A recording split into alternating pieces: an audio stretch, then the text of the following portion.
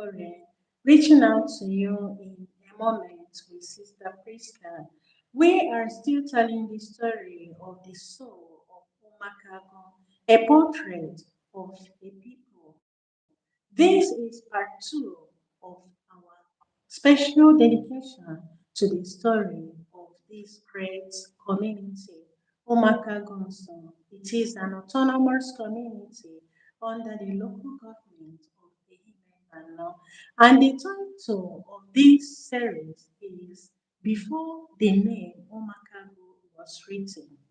Dear friends, I always invite you to learn to tell your stories. Let people know where you come from, and equally ask your elders or even your parents to tell you little about your own story. Because if you cannot tell story about where you come from, is quite unfortunate. So you're knowing your story, not just your family name, is another way of remembering whom you are and letting everybody know about your true identity. Your identity is not only about your profession, your given name, or where you are resident.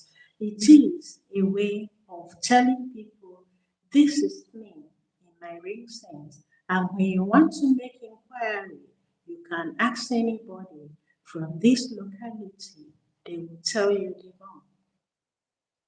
Every place has a beginning, but every beginning is remembered in the same way. Some are preserved in official records, their dates fixed upon paper for generations to read. Others survive only because someone continued to tell the story.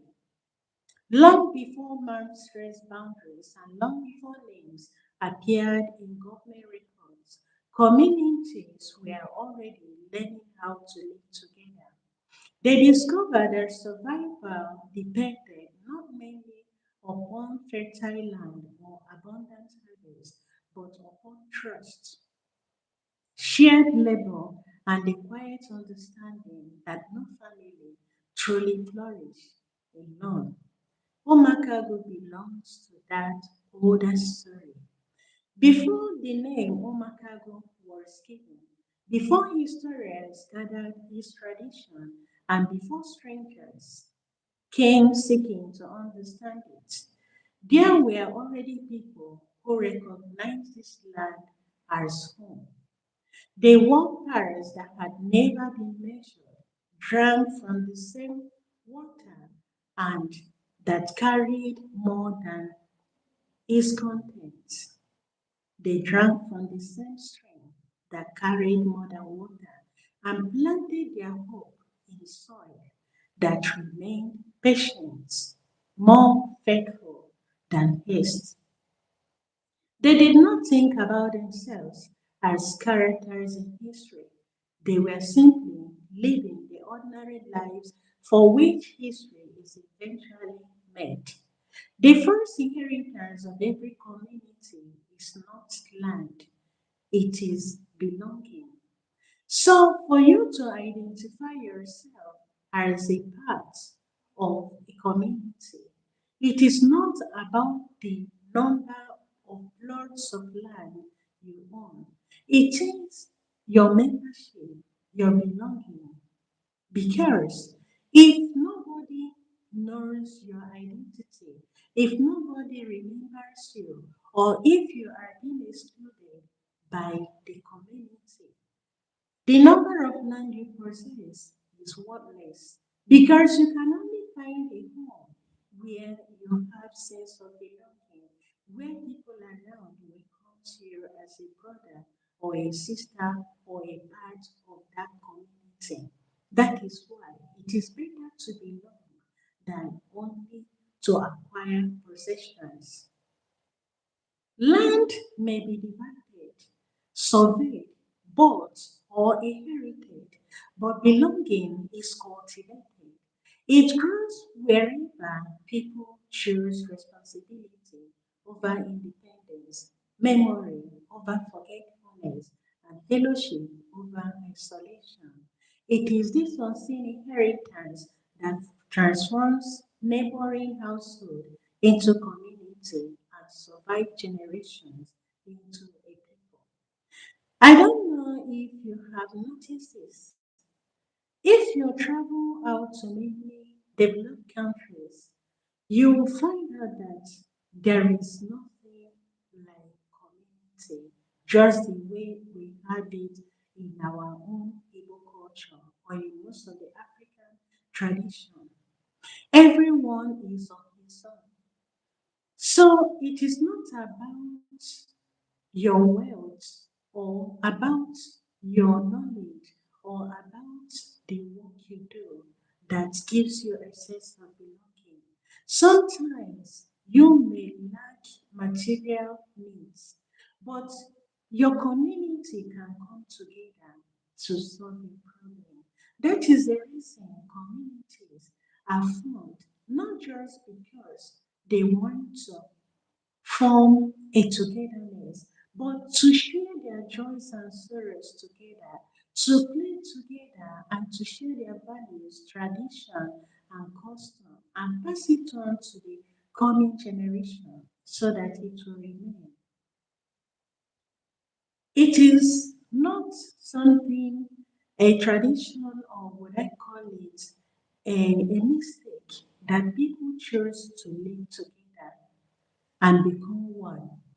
It is permissible and it solves a lot of problems. Many people who don't have that sense of togetherness, that sense of oneness, always find life a little bit incomplete because they don't know who to go to when they face difficulties.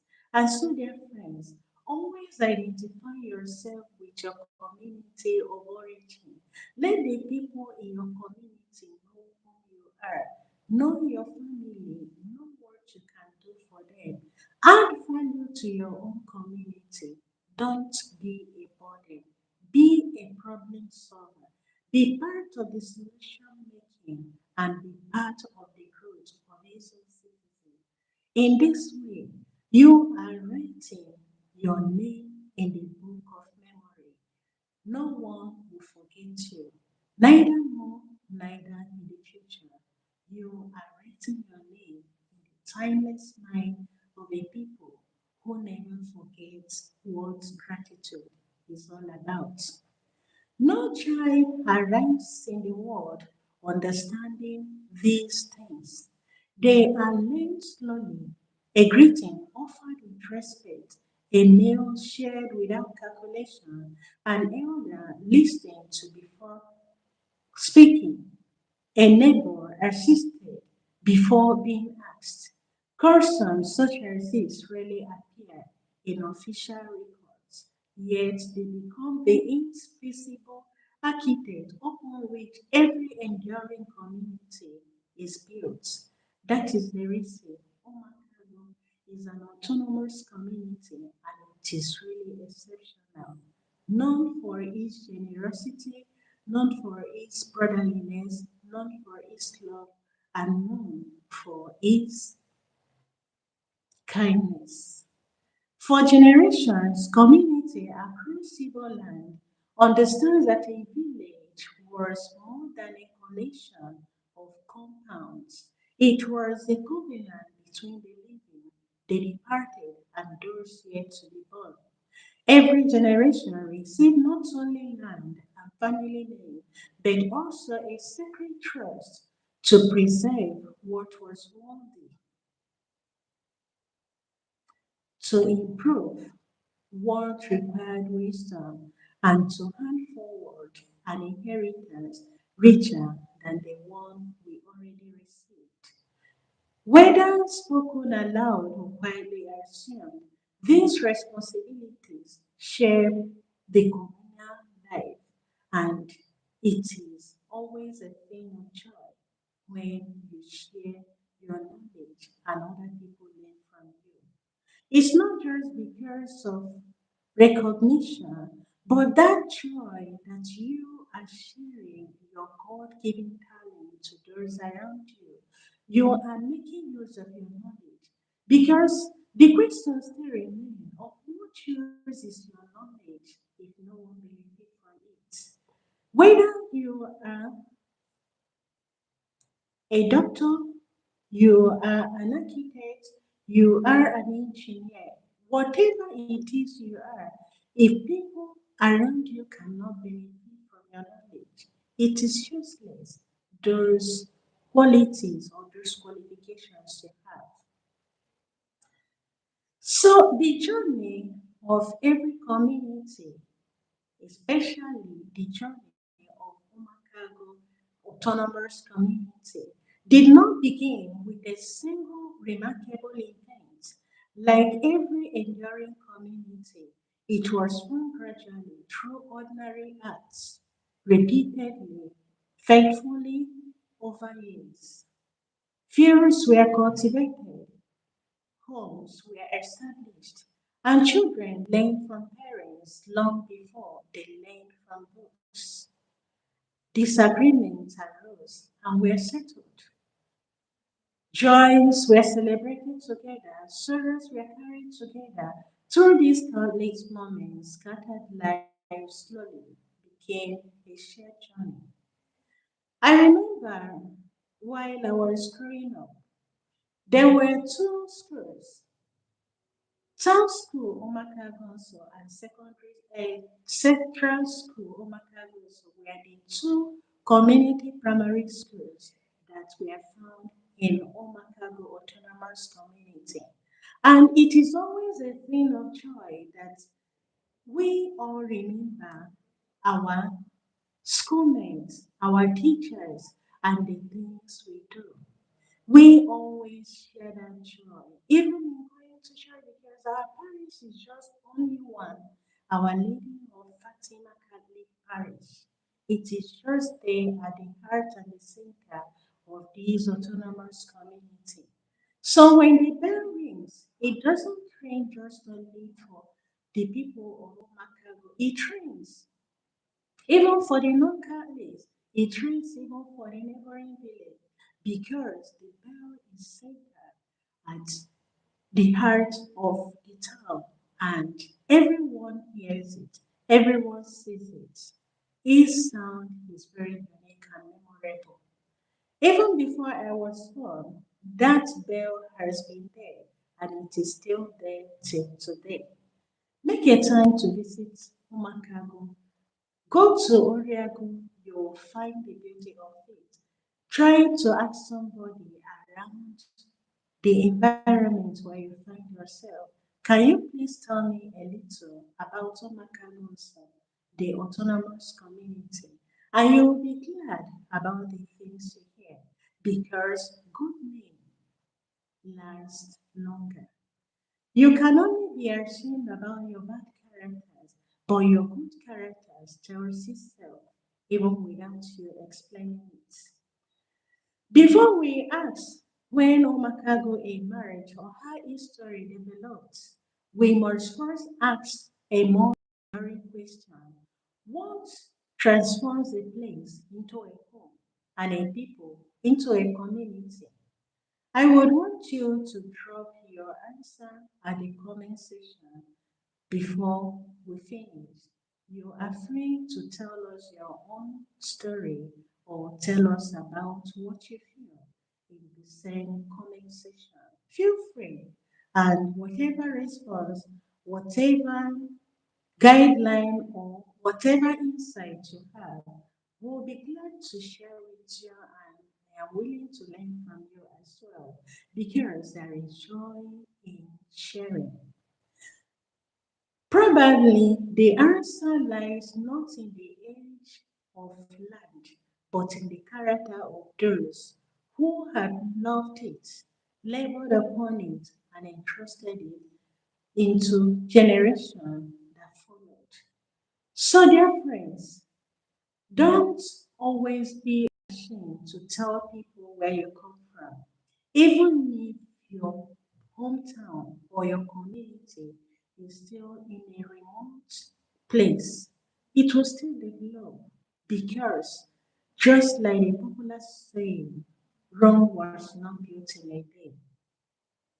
If every one of us can come together to join hands to build our place of birth, we'll find it a more beautiful place where we can rest, where we can invite other tourists to come and see the beauty of God in place.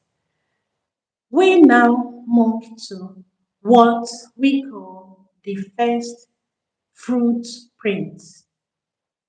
Once history hardly begins with uncertainty, and in telling this story, I will let you know that the history and the story of Omakago is not something we can just tell in a day. We are going to continue this series, The Soul of UMUAKAGU, in our next episode. Don't forget to subscribe, to like, to drop your comment, and share the link with others so that they too will benefit from this golden moment. We are trying to let you know about the life of UMUAKAGU, the story about it. Always remember that if you think your community is not doing well, do the much you can to add value to it. Give your own contribution. Don't join the crowd that always continue to criticize, always lamenting about things that are not working. Be part of the solution makers, be part of the constructive workers who will always help to make their own community best. History will never forgive you if you know what you're supposed to do and you forget it or you allow it to die off. Be part of those whom society will always be proud of. The question I will ask you before we round up this episode, because we'll continue in this series to unveil the beauty of Omakagu Nsu, the autonomous community under the local government of Ehime in Imo State. I would want to ask you a question. Use the comment section just to tell me where you come from, what is particular about your place of origin, what you like in those places, and what you would like to bring as a change, or what you would want the future generation to learn from you. Let us in this way continue to help educate our younger ones and appreciate our elders while they are still with us, because any information we did not gather from them will be lost forever. Remember, oral interview. Most times, the stories our elders tell us are beyond what you can learn from school. When you get your facts from the rightful source of the people who already live in the land, they will give you details about things you have not imagined. Let me tell you one thing that I love about Tomakagos. While I was growing up, my parents were traders, and I loved staying with them in their shop. My mom had a store, and we sell things, food. My dad build on building materials.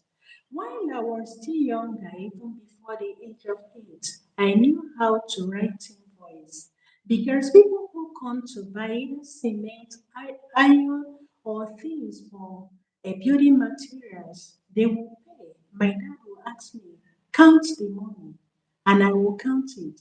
When I finish counting, I will tell you how much it is, and he will recount it before me. If it is correct, he will now tell me, write the invoice. That was how my father helped me to learn how to write invoice. And with my mother, I learned how to prepare food while I was still tender. I learned to serve people. I learned to orient myself into business, into buying, into selling.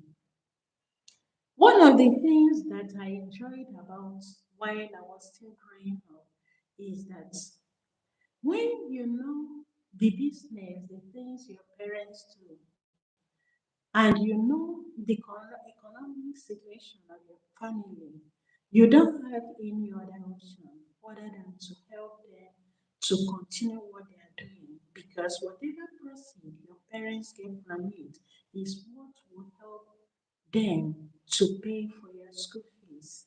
So, in growing up in my village, I did not just only learn the tradition of my place.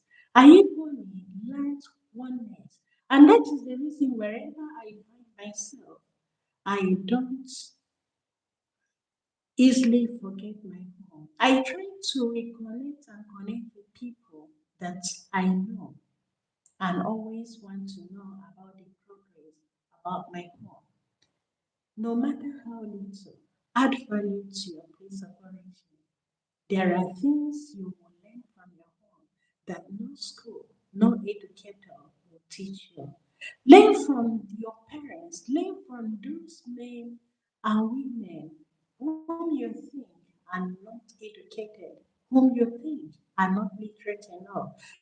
Probably they may have only got their standard 5 before the and they did not continue their education. Remember, wisdom does not only reside in what you learn from school. There are hidden wisdom God has bestowed on us. And when those wisdom begins to unfurl, they unfurl especially when there are matters about justice. There are issues about correction. There are things about love, sharing, oneness, and even planning towards the well-being of everyone. So, dear friends, I want to thank you for making all your time to join us in this very episode. We are going to be back again, and the topic of our next discussion in the Soul of UMUAKAGU is the first footprint. Don't miss it. Just subscribe to this channel so that you get notification as soon as we are back online.